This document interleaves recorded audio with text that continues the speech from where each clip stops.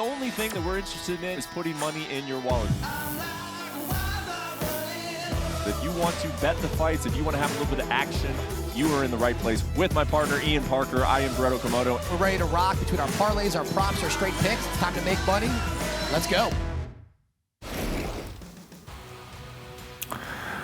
Bonjour, fight fans. Welcome in to UFC Best Bets, where we'll be talking about UFC Fight Night in Paris. 2 weeks ago, it was a Mexican love letter in the city of Las Vegas. This week, it is in Paris with a lightweight main event between Renato Moicano and Benoit Saint Denis. French talent all up and down, especially this main card at UFC Fight Night. Hello, everybody. Brett Okamoto alongside Ian Parker. My French, even worse than my Spanish, Ian. Bonjour is about all I got. But we are talking about a very, very exciting French card in UFC Fight Night. But before we do, let's go back 2 weeks to the Sphere. You and I were both there. We put down our plays. How did we do at the window at UFC Noche in Las Vegas?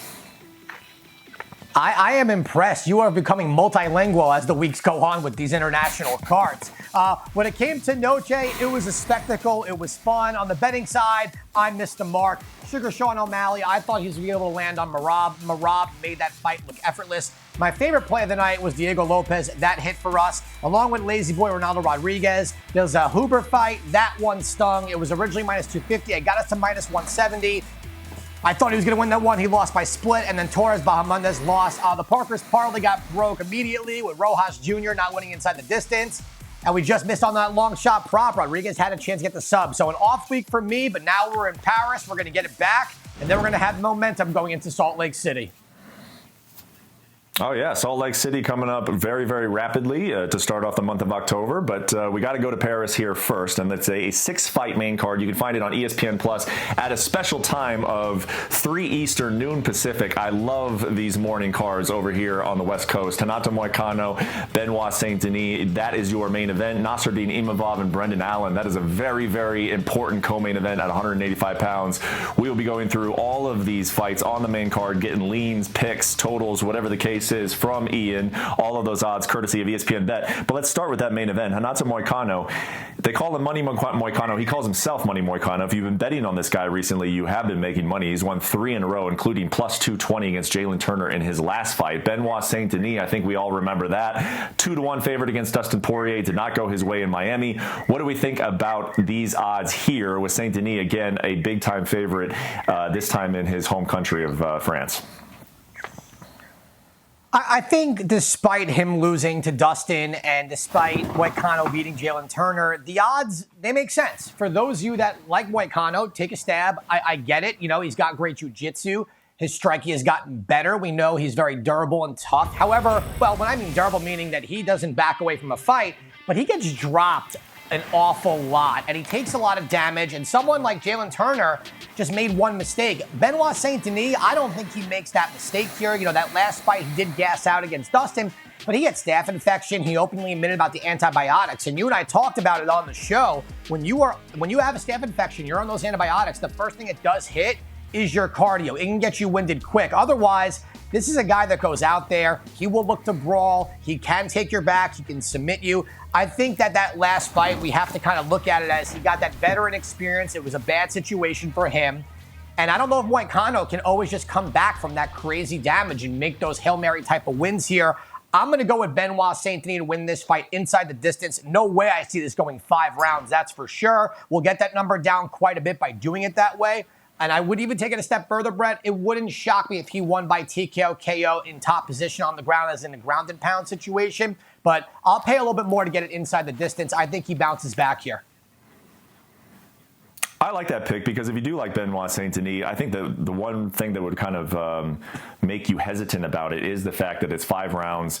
You know, he did have the staph infection, of course, but the gas type is, especially the way he fights, it still is a little bit of a question mark to me. It's not a concern, but a question mark. But the fact that you like it inside the distance, I like that pick as opposed to just going Benoit Saint Denis straight at minus 290. I don't see any value there. Let's go on to the co-main event.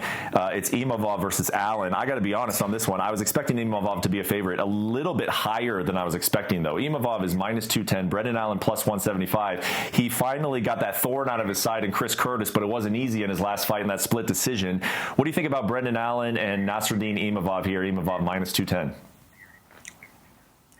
You read my mind right there. I thought Imavov was going to be on minus 245, minus 250, coming off the Cannonier finish, and he's been on quite a roll. Now, if you look at Brendan Allen, he's been on quite the win streak also, but let's be honest here, Brett, and we always are. Brendan Allen, a lot of people thought he lost to Chris Curtis. That really could have went either way. That's just, that's a whole subjective thing with the judges. For me, this is one of those fights where if Brendan Allen doesn't get a submission finish in round one, this is the Imavov jab, keep it on the feet, volume, and go all 3 rounds here. Brendan Allen is a durable guy. We've seen him get rocked before, and he's bounced back. This is a tough one, though. This is only a 3-round fight, and Imavov has the better cardio, more output. Brendan Allen sometimes gets a little too ahead of himself and forgets where he has been the most successful in his career is when he gets the fight to the floor. Imavov is no slouch on the ground. He's got great takedown defense, and on the feet, I would lean Imavov. Wouldn't mind taking a stab at Imavov at that number. I think it's low enough, even though I really don't love going above minus 200 here. But Brett, that over 2.5 is really appealing to me. That number is where I'm going to go. I think this fight's going to go all 3 rounds. I think Imavov probably wins by decision here. But over 2.5, that number's low enough. Let's play that. Yeah, I'm fascinated to see how Brendan Allen approaches that fight. I think he's just got to be all gas the whole time, right? I mean, you can't sit there and waste any time against Imavov. The more time that ticks off the clock, the worse it's going on your side. Let's move on to the rest of this main card. We'll go to the 145-pound division. William Gomez taking on Joe Anderson Brito. Brito, a pretty significant favorite here over William Gomez at featherweight. I am shocked. I thought this number would be higher here. I think Brito is a nightmare for most people. I think he gets it done inside the distance, and we're getting even money there, which is crazy, which, Brett, that is going to be one of my props of the night. Give me Brito. He wins this fight everywhere, inside the distance at even money. I'm a Brito fan. He's on a nice little streak. He's tough. He's violent. He could submit you. Brito all day, every day in this fight. All right, so you're getting a little bonus there with one of Ian's props of the night. We'll get to the rest of those later on. How about welterweight Kevin Jousset taking on Brian Battle. Battle minus 170 here. Jousset is a tough fight. He's a good striker. He's got a ground game to him. But I think Brian Battle may be a dark horse in this division. He has shown so much change and improvement from the striking to the ground game. And if you don't put him away early, he's got the cardio, the ground game to come back and get the win. I'm going with Brian Battle here. I like this number. He was winning that last fight. That eye poke thing was nonsense. Give me Brian Battle to get it done in this fight. Okay, so a pretty confident pick there on Brian Battle, minus 170. Let's go back to 145. You got Morgan Shire taking on Gabriel Miranda. Shire, of course, the big favorite here. Shire should win this fight. He's the better striker, and he's fighting someone who's a submission specialist. However, I'm going to kind of go with a different angle here. Give me over 1.5 rounds. Shire is not a guy that's going to force the knockout, and I think he's going to be defending a lot of takedowns in that first round. I think if a finish does come, it'll come at the end of round 2, early round 3. Let's go over 1.5 here. We're getting a really nice number for this fight to go over that number. And to wrap up this morning, early afternoon main card at 155 pounds, Faraziam taking on Matt Frevola. Who do you got? This is a real tough fight to pick. Either Faraziam is going to lay on Matt Frevola for 3 rounds if he can, or Frevola is going to knock his head into a whole new dimension. I'm going to go with Frevola here. I think Faraziam has the skill, but he's just not aggressive enough early on in striking, and Frevola is an absolute madman. If you were to flip a coin here, I'm going to go with Frevola. He also has good wrestling takedown defense, ton of power, durability. Let's go Frevola. Okay, that takes us through the main card on ESPN Plus, 3 Eastern, noon Pacific. Let's go to the prelims, which you can also find on ESPN Plus. Those are taking place at noon Eastern, 9 a.m. over here in Las Vegas and on the West Coast. Take us through your prelim picks, Ian. I'm going to go with Urslan here. I just don't trust Kutalaba from an IQ standpoint. He's an absolute maniac. He comes forward, but if anyone can get out of the first round, they can win this fight. Umar Sy is minus 725 against someone in June who is a very tough competitor. Sy's never fought anyone like him. Over 1.5 rounds for me. Ludovic Klein, biggest favorite on the card. Let's get him to win by KO or TKO, taking on Roosevelt Roberts. And Brett, I'll take it a step further. Long shot prop of the night. Klein to win by round 2, TKO or KO at very nice number. I believe that says plus 350. Love that. Roosevelt taking this on short notice. Klein's been looking excellent lately. On to the next fight. Taylor Lapilus taking on Vince Morales, who's come back into the UFC on short notice. I think Lapilus is going to win this fight handedly, but he's not a finisher. So let's go by decision here and get it down to -175. As much as Eileen Perez is entertaining, she's fun, I'm going with the underdog here. If Perez cannot out-wrestle her, she loses on the feet. We saw in that last fight against Jocelyn Edwards. Sloppy striking, terrible IQ. I like the +195 underdog here. I'm going to go with Barrez over Altamirano. Cavalcanti to win by decision. Last but not least, give me Bolaji Oki over Chris Duncan. I think Oki coming off the Contender Series. We've seen his fights. This kid, I think, is the real deal. Duncan's tough, but nothing Oki can't handle. All right, nice work there on the prelim. So we've already got one of Ian's props. It was back there on the Joe Anderson Brito fight. What about the rest of your props for this UFC Fight Night?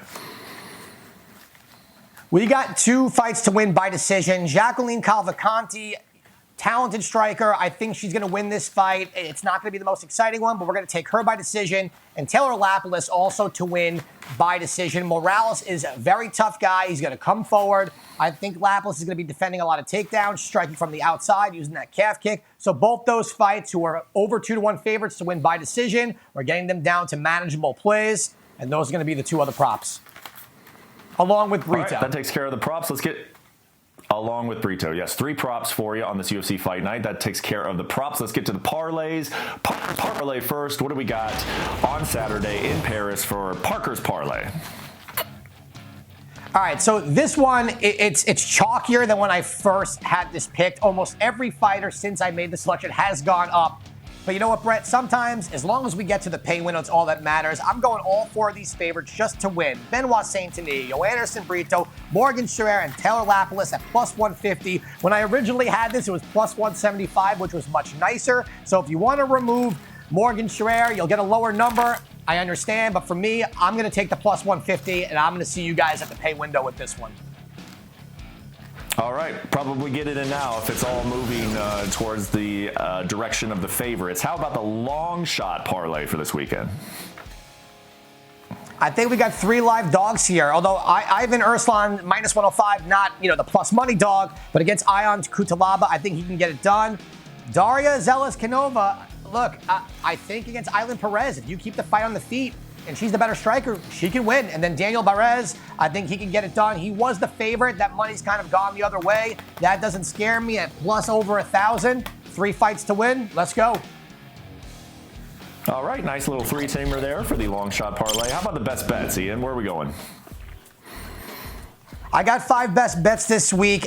We need the bounce back. I want the momentum going into 307. So let's go with the main event, Benoit Saint Denis. If he gets this done, I believe it's inside the distance. He's got the power on the feet to drop Moicano, the submission game to get it done. -185, we're going there. Imavov and Allen, we know what Allen's going to do. He's going to try and slug it out on the feet or try and put Imavov on his back. Imavov is the more technical striker. He's got good takedown defense and not much of a finisher. When he does, it's in the later rounds. I think this is going over 2.5 rounds. I'm riding the Brian Battle train here. I like you said as a fighter, but Battle has a complete game and the confidence is through the roof. Morgan Scherer Miranda. Scherer, as we discussed earlier, is a huge favorite, but he's a very patient striker against someone who's going to be going for submissions over 1.5. Last but not least, and if you're going to grab this, grab it now. Oki over Chris Duncan. This morning it was at -180. It's back up to -190. I will still play it at that number. Gotta love Ian making a best bet on the very first fight of the, and I usually would say first fight of the night, but it's first fight in the morning here for me. I'm going to have action at 9 a.m. on Saturday. That is, you can have it on too if you're living on the West Coast, or noon if you're living on the East Coast. I love these early cards. It's going to be a good one. Good main card, great main event, and good co-main event too, in my opinion. Really, really interesting fights taking place over there in Paris, France. Enjoy those fights, and then next week it is UFC 307. We are right back into pay-per-view mode, so join us in Salt Lake City. Until then, enjoy the fights on ESPN Plus this weekend, and we will see you next week in Salt Lake City. Goodbye.